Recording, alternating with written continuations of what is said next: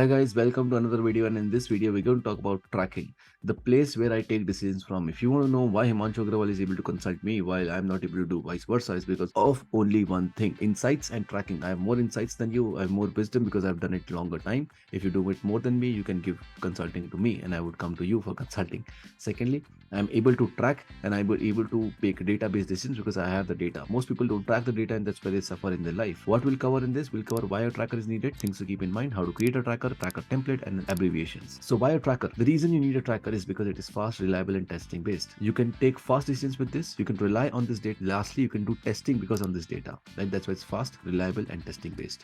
Next, things to keep in mind: you need a pixel and you need multi-source tracking. First, pixel. What is a pixel? A pixel is a Facebook given code, right? So if you go to the module in which we have talked about installing a pixel, over there you would know what is a pixel. It's basically a line of codes, some line of codes, and this whole together is what you call as a pixel. This is something that Facebook gives you. Now, this pixel goes on multiple places. For example, on your landing page, on your OTO page, and all these things, right? So your landing page would have a pixel, your OTO page would have a pixel, and then this pixel would be available on both the things. So let's say you attach the pixel. And how do you do that? Is a separate module. Let's say someone comes through an ad and they go on the landing page. How would Facebook know that this person only went to the landing page and not some other person? This is done through a pixel. And then the person who went on the landing page got for the ebook and then went for the OTO page and also paid money and went to the thank you page. How do you track all of this? Why is Facebook able to track all of this? The reason Facebook is able to track all of this is because of something called as a pixel. And if this pixel is not there, Facebook will not able to track. That means if you don't have a pixel, you would exactly not know where the purchases are coming from, which ad is working, which video ad is working, which image ad is working, which copy is working. You would never know those answers. And for that reason, you need to work on this pixel thing. There's a separate module on how to paste the pixel into your landing pages in OTO, which you can do. But basically, you need a pixel to track data. And then you do multi-source tracking. You do not only rely on Facebook to see is the data correct. You would also see on system.io, have you got exactly the number of leads that Facebook is saying? You're going to go your payment processor and see, is Facebook telling 7 purchases and have you got 7 purchases or you have got something else? With that, you're also going to see that the number of clicks that Facebook is telling, are they real clicks or your account is saying something else? So you're going to do multi-source tracking for that. Now, how to create a tracker? Creating a tracker takes time. So that's why you will use a template and you use Google Sheets to maintain that template. Just to show you how does the template look like, this is that ad tracking template we are going to give you. This is done for the 19 rupees ebook. Most of you will have a 19 rupees ebook and a 299 rupees OTO. So if you see over here, you can clearly see over here, I've also given an example on how to fill this tracker. I'll just give you, let's say it was Saturday when you launched, right? Saturday. Annotation means what happened on that day. So you basically launched. Now on some days it would be empty. Then let's say you did some landing page changes. So mark over here, landing page changed. Then you change the headline, mark over here, you change the headline. The reason you do these markings is so that you know that when you did that change and what happened because of that, what data changed. Then spend, basically how much was your ad spend. Purchase, how many purchases of 19 rupees you got, how many calls, 299 rupees purchase you got.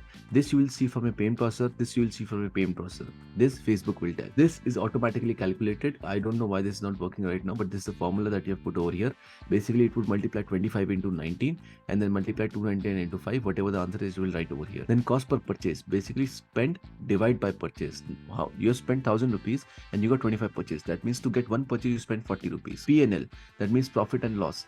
How much profit you made? So 1970 minus 1000 rupees is 970. ROI, how much ROI you got, right? These are all automatic calculated formulas. So ROI is of 1.97. This is automatic calculated. All the things that are in gray, these gray things would automatically be calculated. All the white things you need to fill for yourself. How many link clicks you got?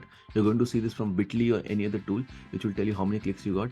Landing page views were how much? What was your CPM? This will Facebook tell. CTR Facebook will tell. Then this would get automatically calculated.